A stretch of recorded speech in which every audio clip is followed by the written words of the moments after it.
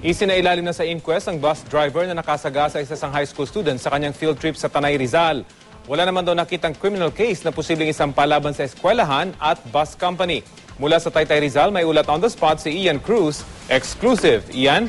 Yes, Rafi, pinagharap na nga ng kaukulang reklamo dito yan sa tanggapan ng panlalawigan taga-usig ng Rizal. Dito sa bayan ng Taytay si Ginoong Carlos Villanueva, ang driver ng tourist bus na naka-aksidente sa mga estudyante ng Holy Spirit Academy of Malolos nitong Biyernes. Sa nasabing insidente ay nasawi ang 14 anyos na si Rio Bianca Ramirez habang malubha namang nasugatan si Pamela Enriquez.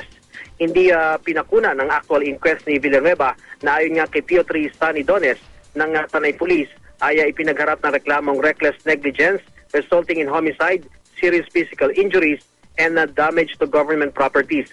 Dahil mga minor de edad ang dalawang biktima ay may kaakibat pa itong reklamo na paglabag sa anti-child abuse law.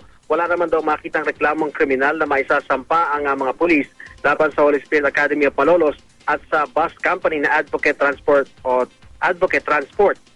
Pero sa usapin daw ng reklamong sibil laban sa eskwelahan at sa bus company ay desisyon na raw ito ng pamilya ng mga biktima. Ayon sa mga pulis, nakahanda rin daw tumulong ang bus company sa abot ng kanilang makakaya sa mga biktima na aksidente, pati na rin Rocky doon nga sa damage sa display ng mga sasakyan sa loob ng Camp Kapinpin sa Tanay Rizal.